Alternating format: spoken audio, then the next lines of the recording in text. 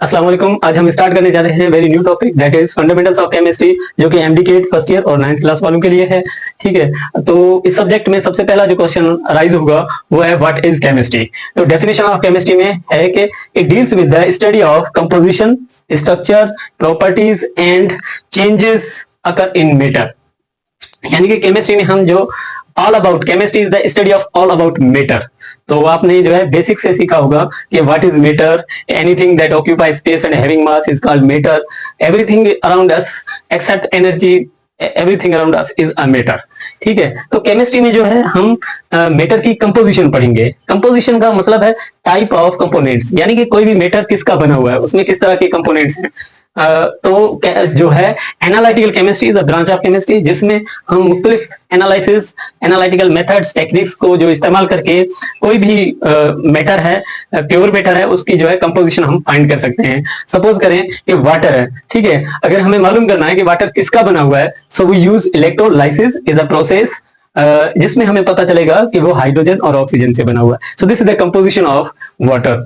अगर किसी organic compound for example NaCl की जो है अगर हमें कंपोजिशन मालूम करनी है, तो सेम प्रोसेस हम इस्तेमाल करेंगे, जिसमें हमें मालूम होगा कि it is made up of sodium and chlorine, these are two elements.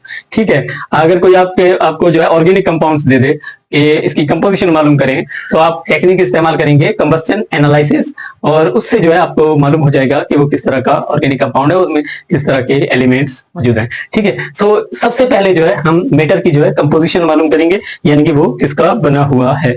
ठीक है, देन जो है हम उसकी फाइंड करेंगे उसके जो बेसिक यूनिट्स हैं, यानी कि केमिस्ट्री के अंदर जो है कोई भी मेटर अगर हम एनालाइज करना चाहते हैं, ऑब्जर्व करना चाहते हैं, तो उसकी जो बेसिक यूनिट्स की हम स्टडी करेंगे, क्योंकि उस बेसिक यूनिट का जब हमें अंदाजा होगा, जब हमें उसकी मालूमात हो जाएगी, we will be able to know about the properties of those matters. तो स्ट्रक्चर का यहाँ पर मतलब होगा ज्योमेट्री ऑफ बेसिक यूनिट्स, यानी कि उसके जो बेसिक यूनिट्स हैं, they can be atoms, they could be formula units, they could be crystal, और they could be molecules. Suppose करें कि वाटर के अगर मॉलिक्यूल की हम स्ट्रक्चर देखेंगे तो वो कुछ इस तरह से होगी।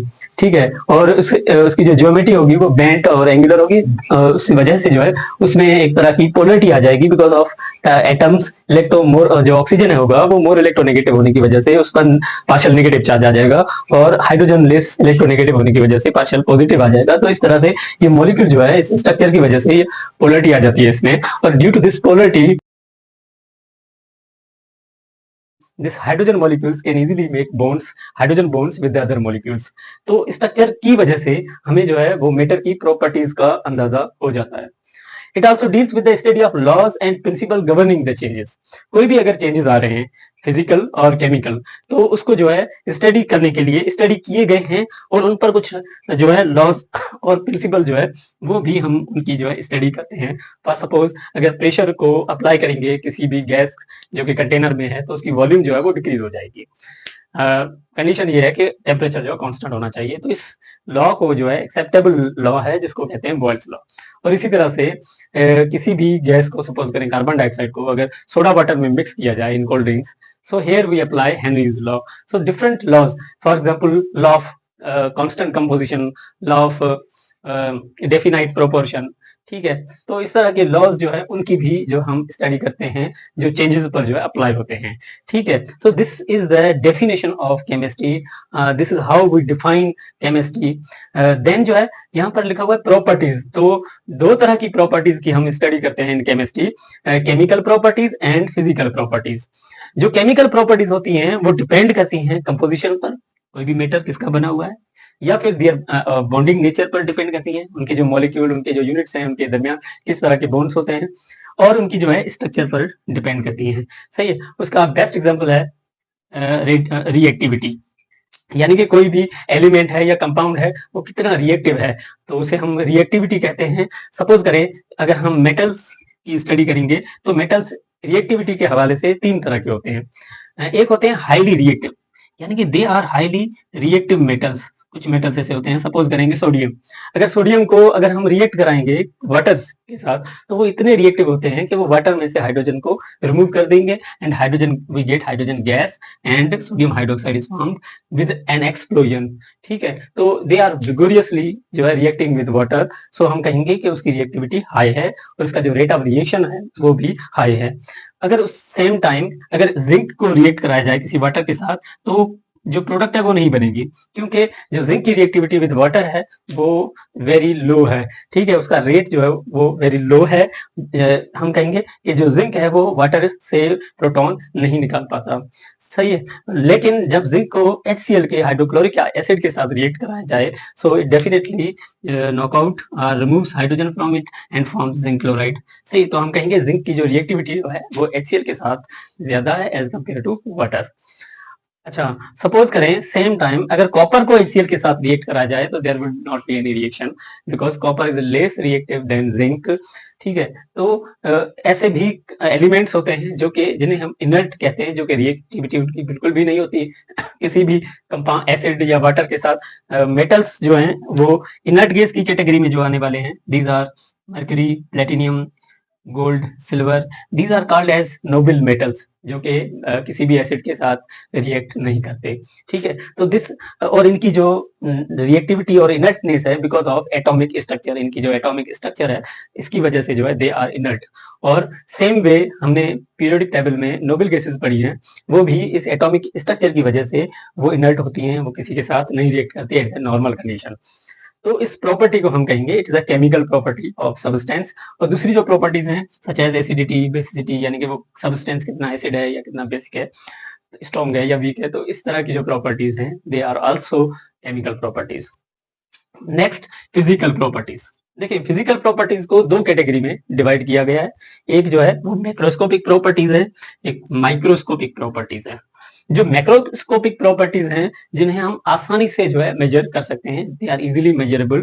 ठीक है, इजी टू मेजर होती हैं प्रॉपर्टीज। और जो मैक्रोस्कोपिक जो प्रॉपर्टीज हैं they are again two types, दो तरह की होती हैं। एक है इंटेंसिव प्रॉपर्टीज और एक होती है एक्सटेंसिव प्रॉपर्टीज।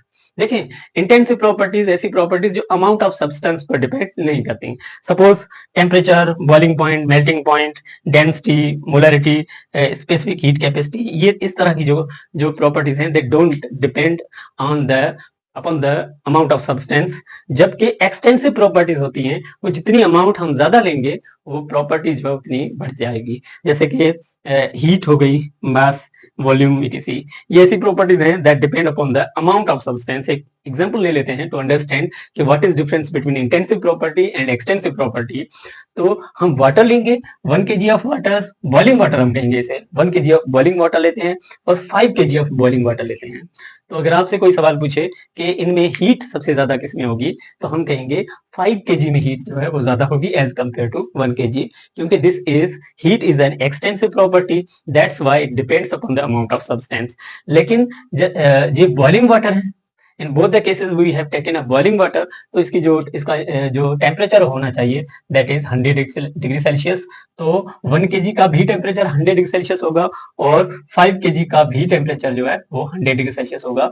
तो हम कहेंगे कि कितना भी आपने वाटर ले लें, उसका जो टेम्परेचर है वो उसकी अमाउंट पे डिपेंड नहीं करता। सो दैट हम कह सकते हैं कि temperature is an intensive property. इसी तरह से मोलरिटी है, सही है, मोलरिटी है और डेंसिटी वगैरह, they are also intensive property and they don't depend upon the amount of substance. अगर फॉर एग्जांपल वाटर की डेंसिटी अगर लेते हैं हम, तो हम कहेंगे 0 डिग्री सेल्सियस पर वाटर की डेंसिटी होगी 0.899 ग्राम पर सीएम क्यूब, जबकि 4 पर जो है 1 होगी। तो कितना भी वाटर हम ले लें तो 4 डिग्री सेल्सियस पर उसकी जो डेंसिटी होगी वो हमेशा 1 ही होगी। मींस कितना भी आप वाटर ले लें, मतलब कि वो डेंसिटी जो है वो वाटर की अमाउंट पे डिपेंड नहीं करती। और सेकंड नंबर माइक्रोस्कोपिक प्रॉपर्टी, यानी कि ऐसी प्रॉपर्टीज जिनको हम इजीली मेजर नहीं कर पाते।